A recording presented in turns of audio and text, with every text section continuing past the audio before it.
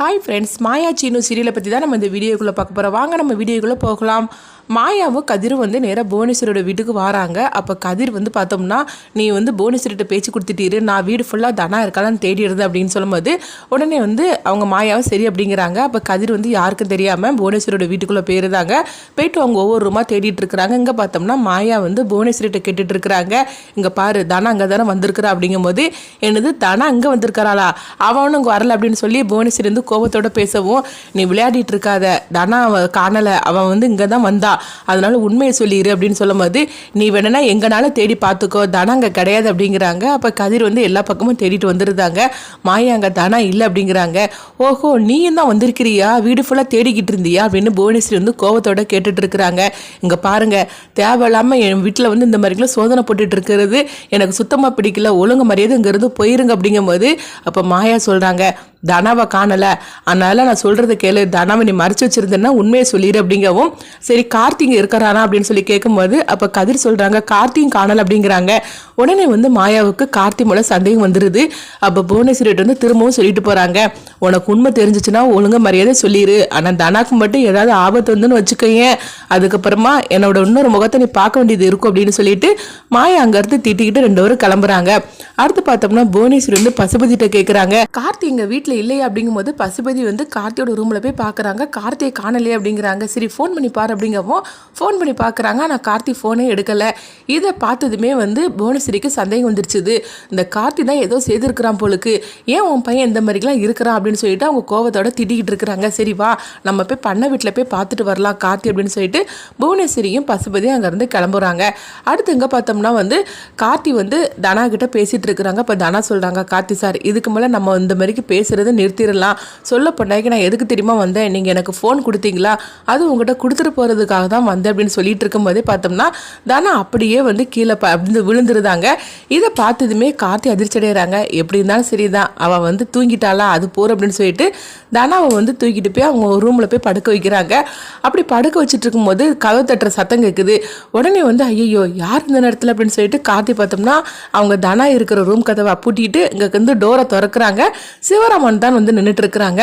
சிவாவை பார்த்ததுமே கார்த்தி அதிர்ச்சி அடைகிறாங்க. அப்போ சிவா சொல்கிறாங்க, இங்கே பாரு உன் வீட்டுக்கு ஒரு பொண்ணு வந்தா, இந்த பொண்ணு இங்கே தானே இருக்கிறா அப்படிங்கும்போது, அப்படிலாம் ஒருத்தர் வரலையே அப்படிங்கிறாங்க. இல்லை அவளை பார்க்கும்போது தனா மாதிரிக்கே இருந்தது, உண்மையை சொல்லு, தனா அங்கே தானே உன்னை தேடி வந்திருக்கிறா அப்படிங்கும்போது இதை கேட்டதுமே கார்த்தி அதிர்ச்சி அடைகிறாங்க. அப்போ சிவா ரூம் ஃபுல்லாக தேட ஆரம்பிச்சிருந்தாங்க. தனா அங்கே தான் வந்திருக்கணும் அப்படின்னு சொல்லிட்டு அவங்க ஒவ்வொரு இடமா தேடிக்கிட்டு இருக்கிறாங்க.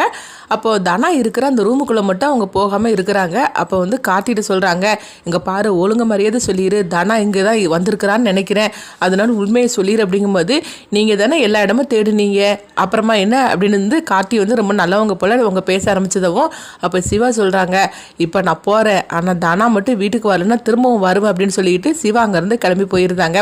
அடுத்து பார்த்தோம்னா ஜானகி தான் காட்டுறாங்க. ஜானகி சாமிக்கிட்ட நின்று அவங்க அழுதுகிட்டு இருக்கிறாங்க. என் பொண்ணுக்கு எந்த ஆபத்து வந்துடக்கூடாது கடவுளே, என் பொண்ணை எப்படியாவது இங்கே அழைச்சிட்டு வந்துடணும் மாயா அப்படின்னு சொல்லிக்கிட்டு, அவளுக்கு எந்த ஆபத்து வந்துடக்கூடாது, அவள் சின்ன பொண்ணாக்கும், அவள் வாழக்கூடிய வயசு, அவள் இன்னும் தான் வாழ்க்கையே ஆரம்பிக்கணும், அவளுக்கு எந்த ஆபத்து வந்துடக்கூடாது அப்படின்னு அவங்க சாமிகிட்ட கண்ணீர் மல்க அவங்க வேண்டிக்கிட்டு இருக்கிறாங்க. அடுத்து இங்கே பார்த்தோம்னா புவனேஸ்வரியும் பசுபதியும் இங்கே பண்ண வீட்டுக்கு வராங்க. அப்போ கார்த்தி இருக்கிற வீட்டுக்கு கதவு தட்டவும், உடனே கார்த்தி எரிச்சலோட யார் தான் அடுத்து வந்திருக்கான்னு தெரியலன்னு சொல்லிட்டு கதவு திறக்கிறாங்க. புவனேஸ்வரியும் பசுபதி தான் வந்துருந்தாங்க. இவங்களை பார்த்ததுமே அதிர்ச்சி அடைகிறாங்க. ஐயோ இப்போ இவங்க எதுக்காக 2 பேரும் இங்கே வந்திருக்காங்க அப்படின்னு சொல்லிட்டு அதிர்ச்சி அடையும் போது, அப்போ புவனேஸ்வரி கேட்குறாங்க, இங்கே பாரு நீ எதுக்காக இங்கே இருக்கிற அப்படின்னு சொல்லும் போது, இல்லை எனக்கு மனசே சரியில்லை, அதனால தான் தனிமையாக இருக்கணும்னு சொல்லிட்டு நாங்கள் வந்திருக்கிறேன் அப்படின்னு கார்த்தி சொல்லவும், தனா அங்கே தானே வந்திருக்கிறா உண்மையை சொல்ல அப்படிங்கும்போது, தனாவா அவனும் இங்கே வரலையே அப்படின்னு கார்த்தி போய் சொல்லும் போது, அண்ணா இவன் போய் சொல்லுவான் நீ போய் பாரு அப்படின்னு சொல்லும் போது, உடனே எல்லா இடத்துலையும் போய் பசுபதி பார்க்குறாங்க. அப்போ எங்கேயுமே இல்லை.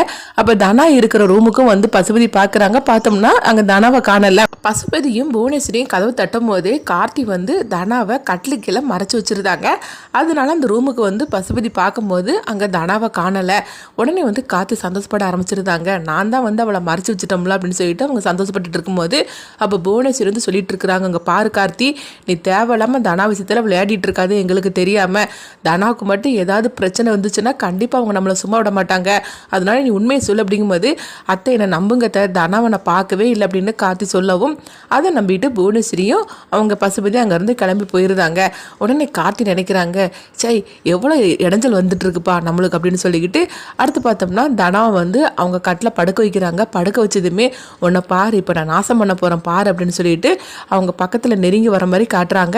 அப்போ கரெக்டாக வந்து மாயாவும் கதிரும் வந்து கதவு தட்டவும் அடுத்து யார் தான் வந்திருக்கா தெரியல அப்படின்னு சொல்லிட்டு கார்த்தி கதவு திறக்கிறாங்க. கதவு திறந்ததுமே கதிர் வந்து கார்த்தி போட்டு அடின்னு அடிக்கிறாங்க. அப்போ மாயா வந்து அவங்க தனா இருக்கிற ரூமுக்கு வராங்க. பார்த்தோம்னா அங்கே தனா படுத்துருக்குறாங்க. இதை பார்த்ததுமே தனா அங்கே தான் இருக்கிறா வா அப்படின்னு சொல்லி கூப்பிடும் போது உடனே கார்த்தியை வந்து அடிச்சு போட்டுட்டு கதிர் அங்கே ஓடி வராங்க. வந்ததுமே பார்க்குறாங்க தனா வந்து தூக்கத்தில் இருக்கிறாங்க. தனான்னு சொல்லி கூப்பிடவும் தனா வந்து எந்திக்கவே இல்லை. இவளுக்கு என்னாச்சோ தெரியல அப்படின்னு சொல்லிட்டு அவங்க ரொம்பவே பதட்டம் அடைகிறாங்க. சரி தூக்கு நம்ம ஹாஸ்பிட்டலுக்கு அவளை கூட்டிகிட்டு போயிடலாம் அப்படின்னு சொல்லிட்டு அவங்க வந்து ஹாஸ்பிட்டலுக்கு வந்து கதிரும் மாயாவும் வந்து தனாவை அழைச்சிட்டு வராங்க. ஆனால் கொஞ்ச நேரத்தில் பார்த்தோம்னா தனா வாயிலேருந்து நுரையா வருது. இதை பார்த்ததுமே மாயா அதிர்ச்சி அடைகிறாங்க. என்னது தனா வாயிலேருந்து நுரையா வருது அப்படின்னு சொல்லவும் கதிரும் பார்க்குறாங்க. பார்த்ததுமே ஐயோ தனாவுக்கு என்ன ஆச்சுன்னு தெரியலன்னு சொல்லிட்டு தனா அப்படின்னு சொல்லிட்டு ரெண்டு பேருமே வந்து கத்திக்கிட்டு இருக்கிறாங்க. ஆனாலும் வந்து எந்த வித அசைவும் இல்லாமல் தனா வந்து தூக்கத்தில் இருக்கிறாங்க. இப்படி தான் ரொம்பவே பரபரப்பாக இந்த சீரியல் எடுத்துகிட்டு போகிறாங்க.